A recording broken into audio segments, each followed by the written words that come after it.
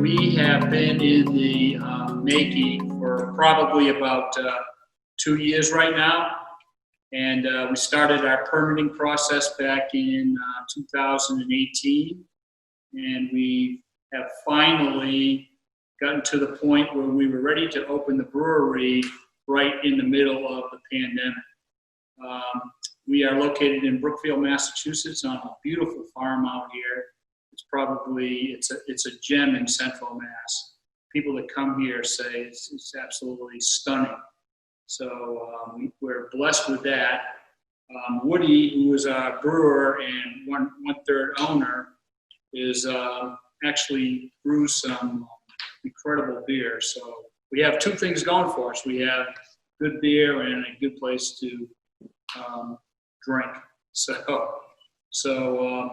But opening in the pandemic was really not our model, obviously. We thought that we were just going to open the tap room and serve from our taps here, which is the most profitable part of the business.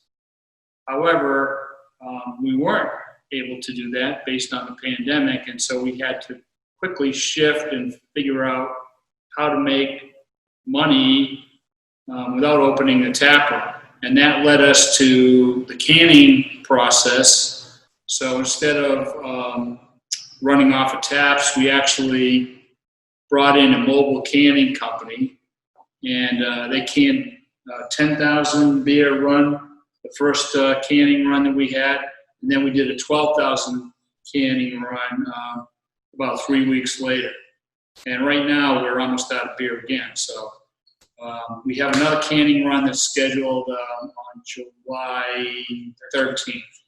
So that's kind of where we're at.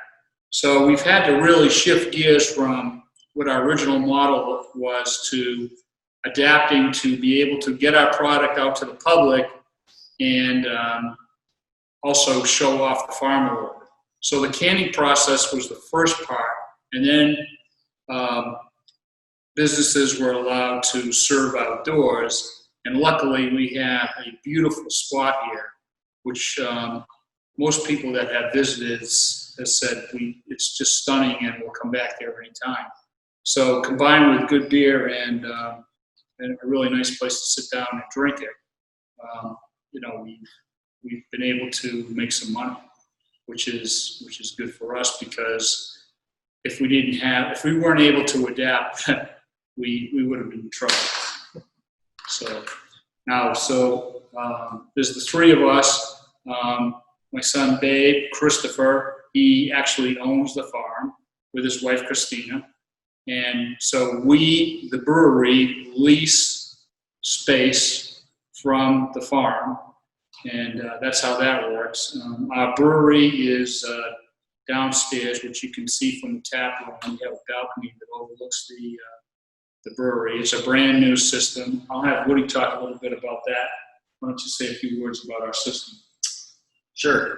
So the system is a 10-barrel brew house. It's all controlled by steam and glycol chilling. So we're looking at like 310 gallons every time I brew, which we kind of set out thinking that would be a pretty good size, a little bit bigger than, it kind of be something to grow into.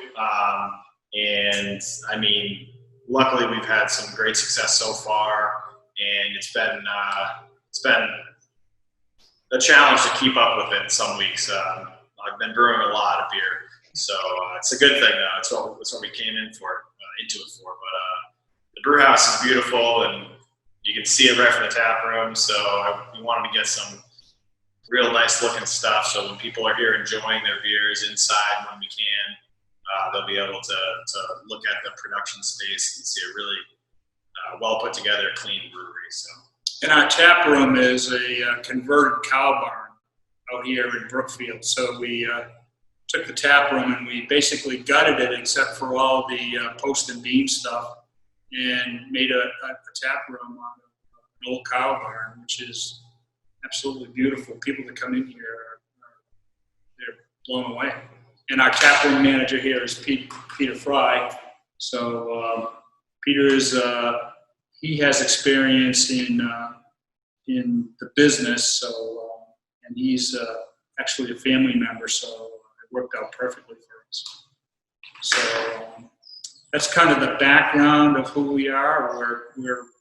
We're a new business. None of us have ever done this before. It's a real adventure, so we make mistakes. We're not perfect, but we learn from our mistakes and we move forward. And we adapt. And this COVID-19 thing has really gotten us to be able to adapt and think quickly and move around, so think out of the box. First, I think it was very scary for us because we didn't know what awaited us. It was basically, we're going to throw the product out there. We don't know if people are going to come or not. So, we were kind of frightened that our product was going to sell and we were going to be successful. Fortunately, Woody's wife, Alyssa, and Dave's wife, Christina, are good at media marketing, along with another friend of ours, Eric Rogowski, who did some work. And with all of that, they publicized the brewery right away. The first day was, we had lines. We knew the opening weekend was going to be good. Yeah. The unknown after that was up in the air, and I think the second and third weekend really proved that this was going to be a go. The bleeding had stopped at that point. We were bringing some money in. It was a relief. It was a roller coaster the whole way, and now it feels good. Yeah, we're excited about the whole thing.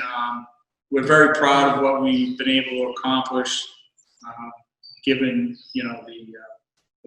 given what we had to open up into. So, and we're getting a lot of very good comments from the visitors that have been here.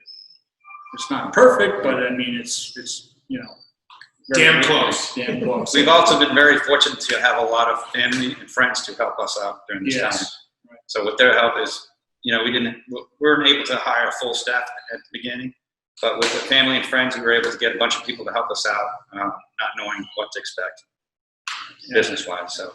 And that was very big, because we're able to actually, with the volunteer help that we had, we were able to see what we needed, and Peter's been able now to staff up and fill some of those volunteer spots, because we know volunteers aren't going to stay with us forever. I mean, who wants to spend every Saturday and Sunday parking cars or whatever, So, but we've had awesome family and friend help, so it's been great. Yeah. And just the patrons alone have been fantastic. I mean, just a great group of people coming, stopping by and enjoying the facility. So it's been really great. And we make it a point to try to talk to everybody. That's one of the comments that I like to see the most, is that people say we're very friendly out here, which I think is very big. We have to be friendly. We want to meet the people, and we have to make that contact. So I'm very proud of the whole thing, and I basically walk around and talk to people. That's, if I'm not parking cars, I'm walking around talking to people, asking them how the beer is, and we get good comments. So it's been good. Well, as far as the food trucks in the beginning was difficult, because a lot of the food trucks didn't want to come out quite yet because of COVID. They were kind of skeptical of coming out in public and being, they had to have, state regulations and so forth. And, we had the town of Brookfield watching us closely, so making sure that everything was up to code. So having the food vendors in the beginning was a little bit challenging, but it ended up working out great, because we had some guidelines that were put in place so that everybody would be safe coming here, and we're continuing to do that as we move forward as well. So.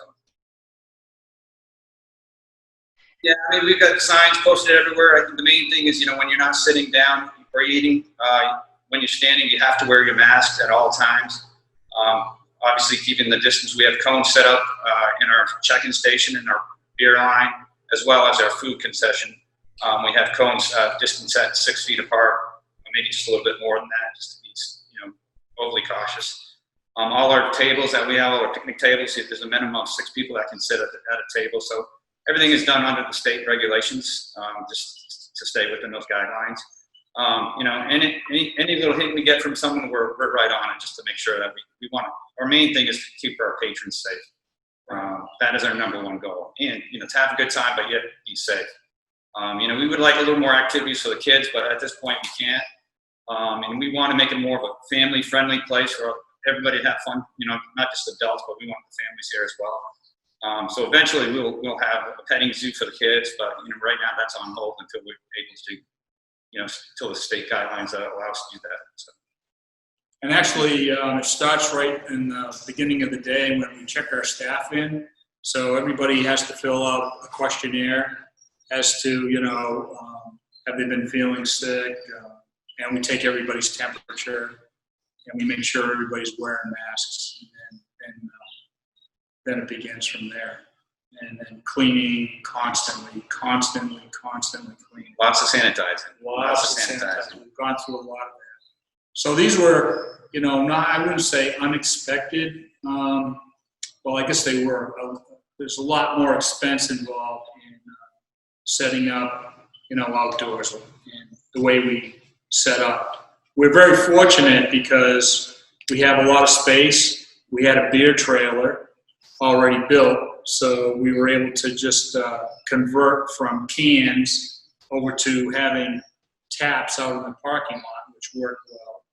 The first week was blistering hot, so we had to actually rent a big tent. So now we have a big tent in the parking lot, which has worked out well. But people are starting to actually come with, you know, the pop-up tents, and they're starting like it's almost a little tailgating session, only with COVID-19, you know, in mind. So it's actually a very nice setting. People are relaxing. We have music every weekend, local bands, and at first we were reaching out trying to find them, and now they're all calling us. Same thing with the food trucks. You know, it was tough getting them here in the beginning, but now they want to come back because they're making money out here, so that's good. So it's kind of all fallen into place. So.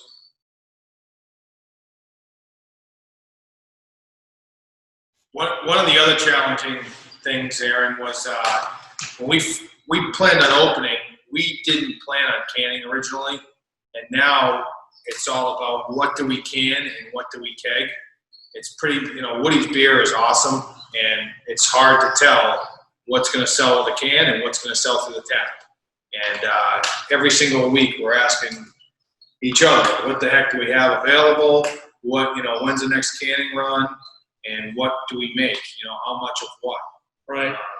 That's the balancing act. Do we can or do we keg? You know.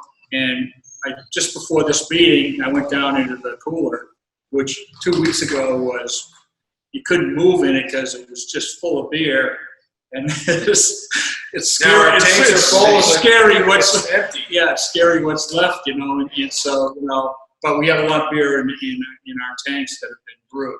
So we don't know. Do we can it? Do we keg it? You know, a lot even depends on the weather. You know, this past weekend was we had a good weekend, but it wasn't like the weekend before, which was just phenomenal.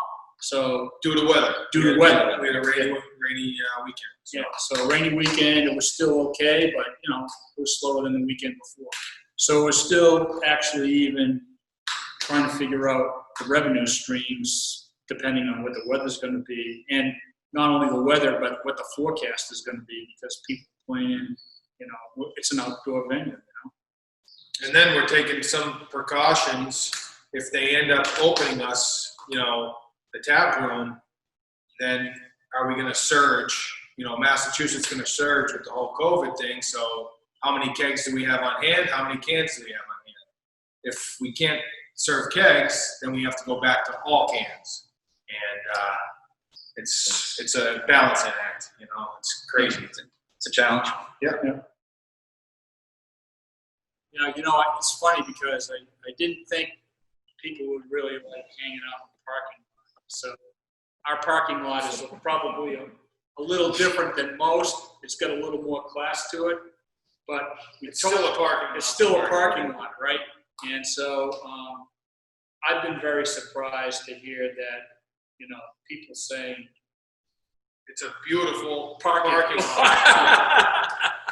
But we found that a lot of people were actually getting blankets out, and there's a blueberry grove that they kind of like sit by in the blueberry grove with the dogs, or off the parking lot. There are some grass spots. Actually, where we set the music up is kind of an amphitheater kind of grass area where people can just sit on the lawn and listen to the music there. So, or you can go under the tent, which is, what is it? How big is the tent? 40 by 60. 40 by 60 tent. It's a fairly good sized tent. So there's a lot of options. If it's a sunny day, it's hard to find shade though in the parking lot. You have to kind of look for it, So it's better that if you either sit under our tent or bring your own.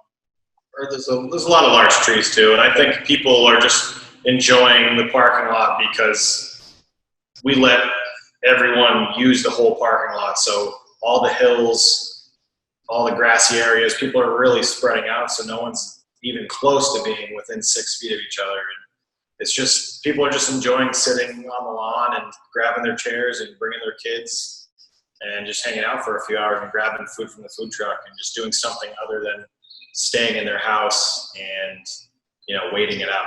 And I guess that's a benefit of the COVID-19 is people have been cooped up for so long that they'll come out, so, and we get a lot of repeat customers that have been here and they're backing in just to hang out, which, I think maybe in regular times, whatever that was or will be, it might not be the same case. So,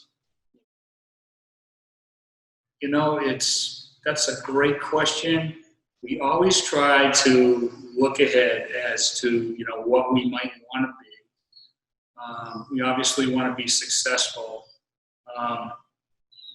This farm offers endless opportunities, and we talked about many of them. I don't think we know all of them yet, but because there's so much land out here, and it is such a beautiful spot, there's all kinds of things that we could do. We've talked about the petting zoo. We've talked about a beer garden out in back of our brewery here, which is, we're starting to build that now. We've talked about disc golf because we have room for that. Obviously, that we sell Christmas trees. There's all kinds of things we can do. And Christina, Babe's wife, has a wedding venue that she manages that we could sell beer at that. So, there's so many possibilities for us. That's the exciting part of this whole thing. We don't know what's out there, but we're looking around, and it's kind of fun to talk about. And along the lines of COVID-19, I think having to open in the middle of this with only cans, only drive-up service, it really helped the staff and us really figure things out and learn, as opposed to, opening up the tap room right away and having the whole building full of people. It really kind of let us learn our point of sale system, learn the whole routine of how to get the beer upstairs and into the customer's hands as quickly as possible, and gave us the opportunity to train staff. So it's been kind of nice, different, but I think it was a good start for us. Kind of let us roll into it a little slower, and then when we were able to do the outdoor food and drinks, then that kind of added that second step where you're interacting with customers or walking up to you, you're cleaning tables, you're cleaning bathrooms. So that kind of added that next step. So now I feel once we hit that phase where we're ready to open the tap room up to the public, I think our staff would be well on their way to being pros at it. So. And, you know, we have a great staff. I mean, we're blessed that we all get along, for one thing. And, but we also have a lot of good help. The help that actually requested working here, either volunteers or people that a lot of us know are really good people. They're people, so they're engaging, they're interesting, and even the kids that work here are very polite. They get the job done. So we've been blessed to have, you know, a very nice staff here. Yeah. Well, you have to look, like we talked about, you have to look for your opportunities. You have to be flexible. You just can't give up. You have to basically figure out how you're going to make it, which is basically what we did. I mean, we just figured it out. Nobody was there to tell us how to do it. We just Have a lot of money ready. well, that too. Yeah. So luckily we had enough of that. But you know, it's Great bank, great plan. Yeah, we really you know, had to figure it out. There was a lot of meetings, and we talked about a lot of things. We didn't always agree on everything that we talked about, but we always came to a consensus, and that's how we roll. So that's how I think, you know, businesses, small businesses right now have to look at themselves and say, you know, I just have to figure out a way how to get through this, because you will get through it. You will get through it. You just got to believe that you're going to get through it. And, you know, we believe it. So we're still here.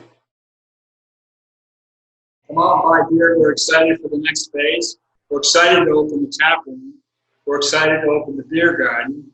And we're excited to just go onward and upward from here. I think we have a great product, we have a great location, and we are so blessed. And we have a great staff. That's the most important.